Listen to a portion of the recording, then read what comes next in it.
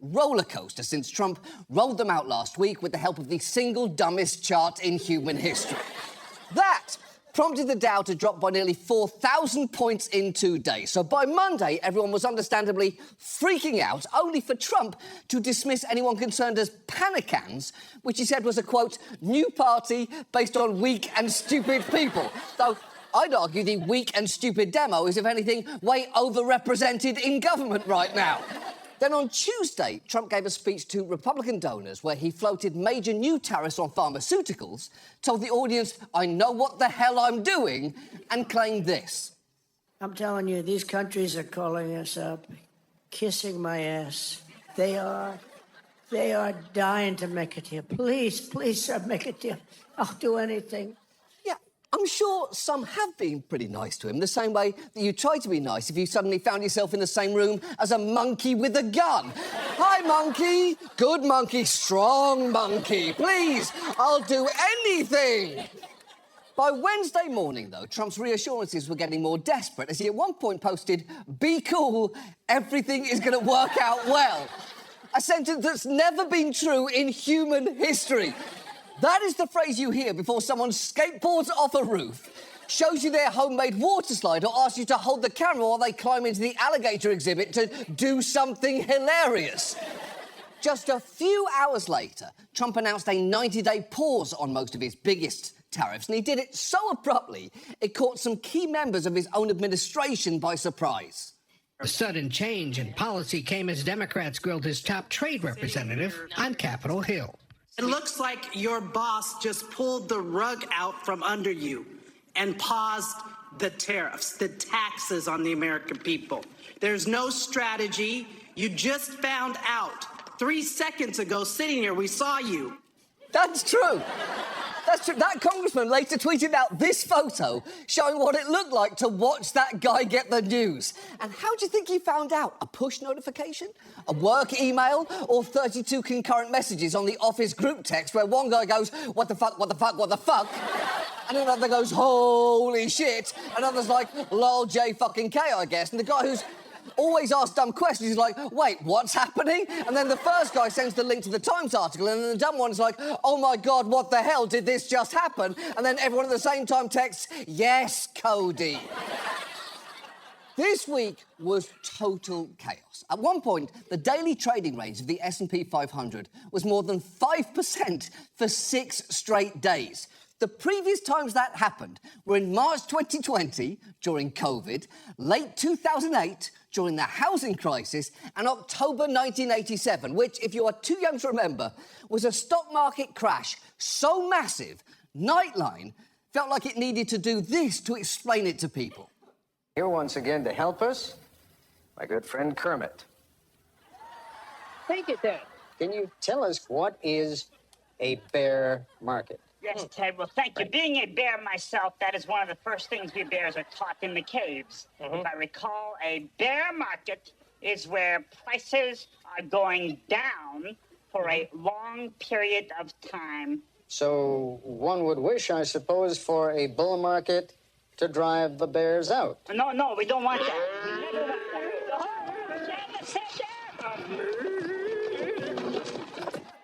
Yeah, they explained a complicated financial crash with Muppets. A sentence so this show coded, I'm genuinely surprised that we didn't think of it. Honestly, if Ted Koppel had a British accent, glasses, way less gravitas, and occasionally referred to Kermit as a bona fide swamp snack, I couldn't tell the difference there. And the thing is, the turmoil isn't over, because what Trump's left in place, including a baseline 10% tariff on all imports and a 145% tariff on China, is still a monumental shift in US trade policy. And despite what some in the White House claim that the 90-day pause was part of the strategy all along, Trump himself seemed to admit that he did it in reaction to the markets panicking. I thought that people were jumping a little bit out of line. They were getting yippy, you know? They were getting a little bit yippy, a little bit afraid. Hold on. A little bit afraid is a massive understatement. People were freaking out about their 401ks. There were grandmas looking at their retirement plan and getting ready to open an OnlyFans to get through the next 5 years. And it wasn't just ordinary investors. One financial analyst wrote after talking to fund managers, a few have quietly wondered if the president might be insane.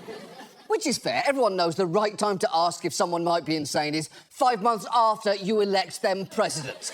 Look, this week was incredibly stupid, but it's important to understand exactly how stupid it was because we're not out of the woods yet. And the damage the president's already done to confidence in our economic system could have lasting repercussions. So tonight, let's talk about Trump and his tariffs. Let's start with the fact that none of this should have been a surprise. Not only did Trump bring up the idea of 10% universal tariffs repeatedly on the campaign trail, he's been obsessed with the idea of punishing other countries with tariffs for years now. In fact, when he touched off a trade war with China in his first term, we spent 21 minutes unpacking it, and the arguments hold up pretty well, although I clearly do not. As evidenced by a YouTube comment from this week, which said, "I thought this was a new episode until I noticed John's hair was darker and face looked younger," which is both hurtful and fair. But that piece featured this clip of Trump back in 2011, laying out his whole fantasy of how tariffs could work. Somebody said, well, what would you do? What can you do? So easy. I'd drop a 25% tax on China. And you know, I said to somebody that is really the messenger. The messenger is important.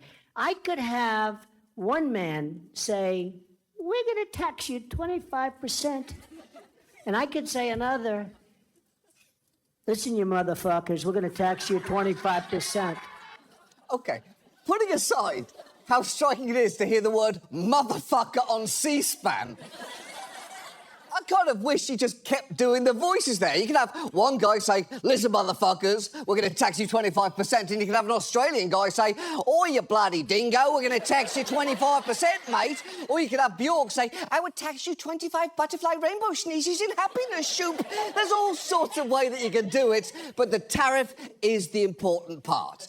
The point is, Trump has long believed that tariffs can fix our trade problems, and that's coupled with his insistence that trade is zero-sum, that if we buy more from another country than we are selling to them, we're somehow getting ripped off. But that is just not how it works, because we are getting things in return. As one Nobel-winning economist jokingly said, I run a chronic trade deficit with my barber. He never buys a damn thing from me, which is just a classic economist zinger. Nevertheless, Trump applied both those beliefs to his initial tariff plan, imposing massive penalties on countries indexed to the size of our trade imbalance, which led to some of the incredibly stupid calculations on Trump's chart, perhaps the dumbest of which was actually explained pretty well by Jim Cramer. Let's go to the southern African nation of Lesotho, which had the misfortune of being one of the two most highly tariffed nations on Trump's list. They're being hit with a 50% duty on their exports to America. That happened because Lesotho only imported $2.8 million worth of U.S. goods last year, whereas we imported roughly $240 million worth of stuff from them. Now, the thing is, Lesotho's a really tiny country. Virtually everything we buy from them is either apparel or diamonds. But because it's a very poor country, they can't afford to buy much from us. So what happens now? To start, we're going to have to pay a lot more for any apparel or diamonds from Lesotho. Maybe we can replace the apparel, but diamonds? I mean, that's a lot harder. And the only way for Lesotho to get out of this jam is by importing more stuff from America, which it can't do because it doesn't have any money. So the president has likely just made things more expensive for Americans and not really changed the behavior of our trading partners. He's right. Shit. Jim Cramer was right. I think I'm going insane. And quick side note there, if you're thinking, hold on, did he say Lesotho's sitting on top of a load of diamonds, but they still don't have any money? I know, but we don't have time. That's a different story that I'm sure we'll do one day. I put a post-it note on my computer and everything.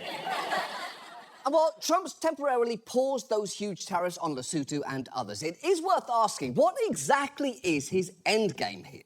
And it depends on who you ask. When the tariffs first came down, some in the White House insisted they'd be permanent trade barriers intended to raise revenue and bring jobs back home, while others claimed they were a scare tactic designed to help us negotiate more favourable deals. But those are two very different goals with different consequences for businesses and workers who badly need to know which to plan for. So let's take each scenario in turn. And let's start with the idea that these tariffs are designed to shut out foreign competition and ensure stuff gets made here.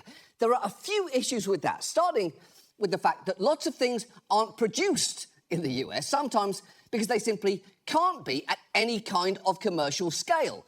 Even Trump's Secretary of Commerce, Howard Lutnick, pictured here rocking a cunty little bob, seemed to understand that last month when he said this. Certain products, if I put a tariff on a mango, right? We can't grow mangoes in America. We just can't grow a mango. If you put a tariff on a mango, the mango would be more expensive. So then that's just like another version of income tax. How do you Okay, think so what about... the idea is to not do that. Right. The problem is, when the tariffs were announced, mangoes weren't exempted, so we did do that. And sometimes it feels like the best way to ensure Trump does something is to tell him not to do it. He's like a toddler, both because his brain is unable to grasp negations and also because he has a short torso, huge head, always looks like he's about to fall over and won't let anyone brush his hair. That same logic applies to other crops like coffee and bananas, but that is not all, because it's also not easy to make electronics here. Take the Nintendo Switch 2. The company paused pre-orders for it this week because they didn't know how it'd be affected, as this analyst explained. They got to figure out what they're going to get charged. Do they charge 50% more? Do they charge double? Do they even ship them? How much of this is made in the U.S.? None of it. None of it.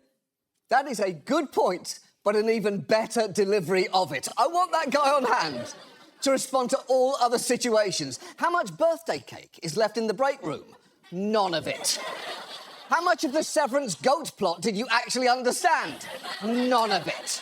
How much of Trump's trade briefing did he genuinely read? None of it. And if you're thinking, well, hold on, why don't we just build a switch factory here? Well, when it comes to high-tech goods, key components have to be sourced from complex global supply chains. So it's not a matter of simply building a factory. There is a lot more to it. How much would it cost them to start manufacturing switches here in the U.S.? Tens of billions of dollars. Billions? That's because of a supply chain that's been built over decades. It would take 4 to 5 years to even build and get done a factory here in the U.S. And the reality is the assembly, the supply chain's in Asia.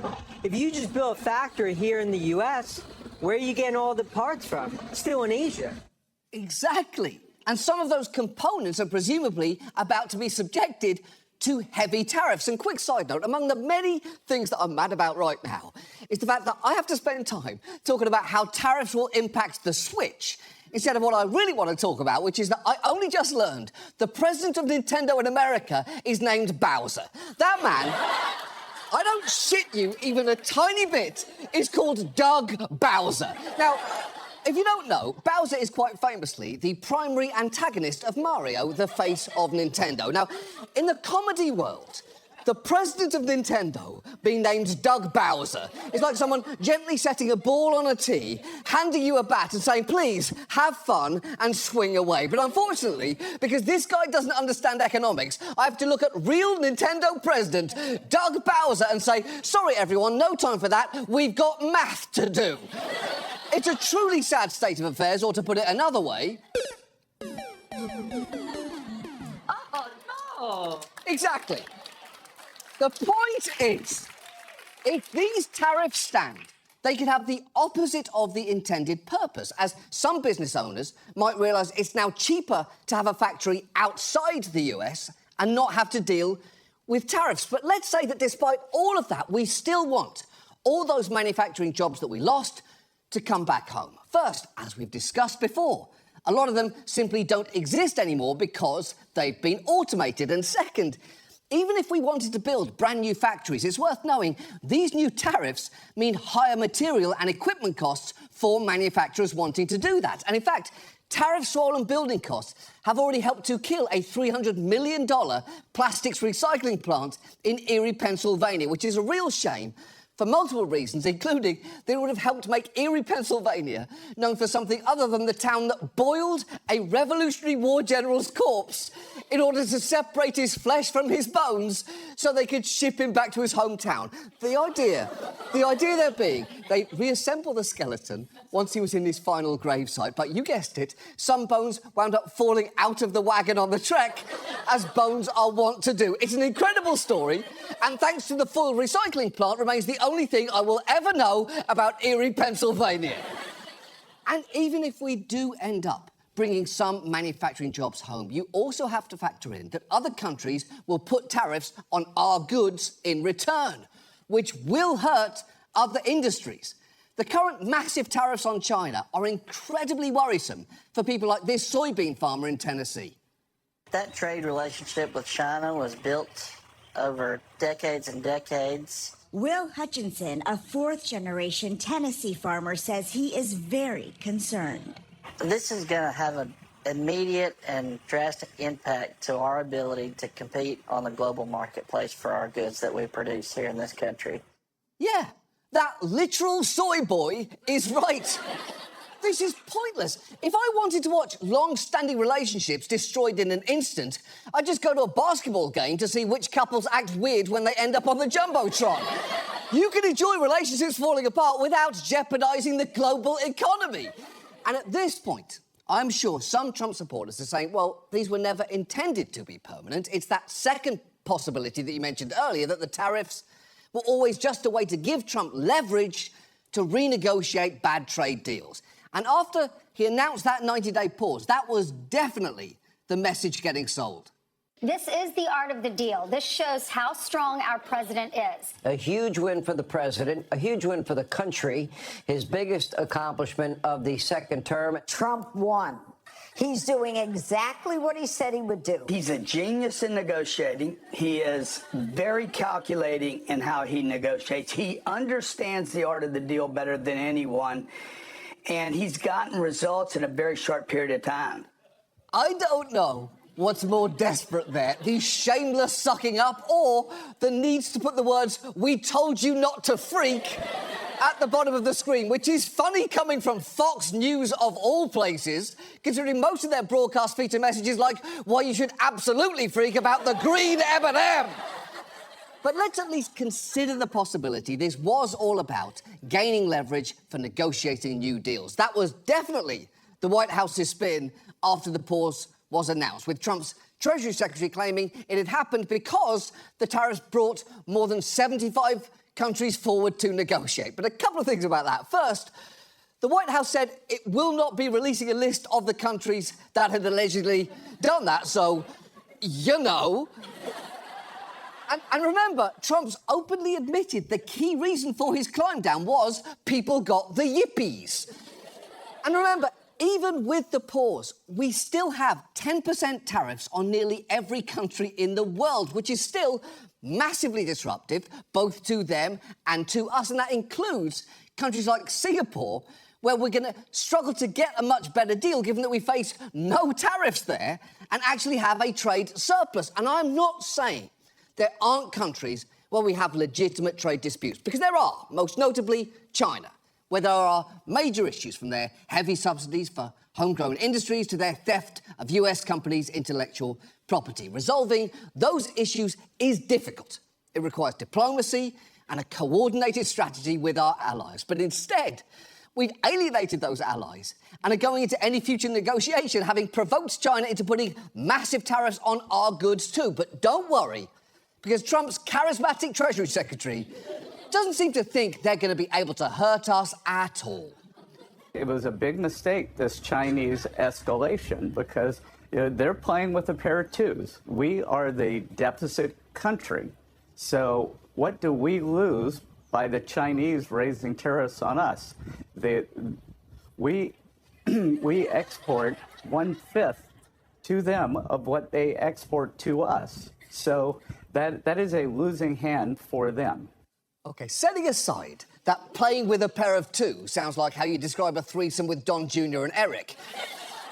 That is incredibly simplistic because it ignores that China's leverage in a negotiation isn't confined to just tariffs. It can hurt us in other ways too, including by cutting off access to rare earth elements we may badly need. And before you think rare earth elements are just some fancy powder Gwyneth Paltrow adds to her morning smoothie to enhance vaginal wellness, you should know they're actually essential for everything from wind turbines to computer chips to F-35 stealth fighter jets. And incredibly, that Whoville tax accountant wasn't even the most reckless player in the Trump administration's messaging to China this week, because J.D. Vance, true to form, was even more of a dick.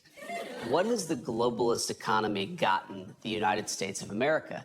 And the answer is fundamentally it's based on two principles: incurring a huge amount of debt to buy things that other countries make for us. And to make it a little bit more crystal clear, we borrow money from Chinese peasants to buy the things those Chinese peasants manufacture. Wow. I know it is hard to take from someone with this accent, but you are really not supposed to use the word peasants anymore. That is incredibly insulting, especially coming from the man who, remember, is next in line to run the country if anything were to happen to Elon Musk. So it is no wonder those comments went down pretty badly in China. The government's response? Swift and scathing. It's both astonishing and lamentable to hear this vice president make such ignorant and disrespectful remarks. On China's tightly controlled internet, government censors are allowing Vance's interview to go viral, amplifying the outrage, igniting anger and sarcasm. Have you said thank you for the money we lent you? A reference to China being the second largest foreign holder of U.S. government debt, and that infamous Oval Office exchange with Ukraine's president. Yeah, that's a pretty solid burn. And I guess, in a way, it's reassuring to know that despite our differences, the American and Chinese people can come together to agree that it is fun to dunk on this cursed Cabbage Patch bitch. And look, you can say, well, that's all well and good, but I still trust Trump to make a deal. But here's the thing. We actually know what happens when he starts a trade war, because remember, he did a version of this in his first term, and it didn't go great. If you look back at his tariffs back then, protecting specific products and industries like washing machines and steel, they might have worked in a narrow sense by creating modest job gains. They're credited with creating or saving several thousand jobs in the steel industry and creating around 1,800 jobs manufacturing washing machines. But in the broader sense, those jobs cost us a lot. Trump's tariffs wound up raising prices to the point where it's estimated American consumers and businesses had to pay more than $900,000 a year for every steel job created, and over $800,000 a year for each job making washing machines, putting the total cost of those jobs in the billions of dollars. And that's before you get to the fact that because his tariffs on metals drove up costs for other industries, one study estimated they actually resulted in as many as 75,000 fewer manufacturing jobs. And when it comes to China in particular, his first-term tariffs did bring in billions by raising the costs of their goods here. But the broader damage to American farmers after China retaliated was so severe that 92% of what we collected went right back out the door in the form of bailouts to them. And the kicker is, we didn't get much out of all of that. Because after a trade agreement was reached, Trump excitedly bragged he'd got China to commit to purchase an additional $200 billion in US products. But later analysis showed it effectively bought none of those goods. None of them. But please, don't worry. I'm sure Trump definitely learned his lesson, and this time he's going to get an empty promise for $500 billion. Fool him once, shame on him. Fool him twice, that's basically what everyone does. And remember, Trump's first-term tariffs are absolutely dwarfed by what he's done over the last 2 weeks. And it's not like he's negotiating from a particularly strong position right now, because everyone knows he just blinked. The bond markets got the yippies, and he blinked. And again, it's good that that happened. I'm glad he blinked. But it's weird to claim it's a brilliant negotiating tactic when you've already backed down before a single deal is reached. And the thing is, this could all cost us an awful lot, because maybe the most striking thing over the past 2 weeks has been the degree to which it's become clear the world's trust in America has been shattered. This isn't just the ordinary give and take of negotiations. Countries are openly saying things are different now. Canada's Prime Minister actually summed it up pretty well the day after Trump's initial round of tariffs were announced. The global economy is fundamentally different today than it was yesterday. The system of global trade anchored on the United States that Canada has relied on since the end of the Second World War, a system that, while not perfect, has helped to deliver prosperity for our country for decades, is over. Well, this is a tragedy. It is also the new reality. Wow, that is a bleak thing to hear. Tragedy is the new reality is a grim summation of the state of world affairs, but also, I'm just going to say it, kind of a fucking bar. Honestly, you slap that title on a new Fall Out Boy album, the girls are going feral. And it's not just world leaders. Investors are making it clear they no longer have the trust they once did in the stability of the American economy. Usually, when the stock market drops, the market for US government bonds improves because they're seen as a safe investment. This week, though, they both went down, which is a terrible sign. As one economist put it, investors and central banks are selling treasuries and dollars due to a loss of confidence and credibility in American assets. Financial chaos has its cost. That is bad. And by the way, that is from Friday after the pause was announced. And that is the thing. While everyone may want to pretend that this crisis is past us, it's just not. Even Chuck Schumer seemed to miss that point when he tweeted out, "History will remember April 9th, 2025 as America's actual Liberation Day, the day that President Trump backed down from his ridiculous tariff fiasco." But it's not over, Chuck. We dodged a bullet, but the monkey still has a gun. And incidentally, if anyone watching this is close to Chuck Schumer right now, please take his phone, take it out of his hand, and throw it into the fucking ocean. So what do we do? Well, ideally, Congress would realise just how close we came to financial Armageddon and take away the president's power to unilaterally impose tariffs. There's actually a bill in Congress right now, co-sponsored by Chuck Grassley, that would require the White House to justify tariffs and then give lawmakers the opportunity to reject them within 60 days of enactment, which seems more than reasonable. The problem is, you're going to need 67 votes to beat a presidential veto, and Republicans like Senator John Kennedy are refusing to sign on using this logic. I have not joined the Grassley bill. I'm not likely to join the Grassley bill. The Grassley bill will not pass, and I just think it's a distraction. The most immediate question for me is, the president is a pit bull. He's won. He's caught the car. The question is, what's he going to do with the car? Look, that is a shitty answer in so many different ways. But the main one is the whole idiom, the dog that caught the car, is based on the fact dogs have no plan for what to do after they catch it. That is damning enough alone. No one says he's like the dog that caught the car, as phase one of the dog's long-term strategy to reshore manufacturing. Also, you're a co-equal branch of government. It is your job to stop that dog, not stand back and say, "I don't know, guys, let him cook." There's always the chance of an Air Bud situation here. Look, I don't know where things are going to go next. We're taping this on Saturday. Who knows what's happened between now and when you are seeing this? Maybe Trump will have rolled the tariffs back even further. Maybe he'll have put even bigger new ones on mangoes. What is clear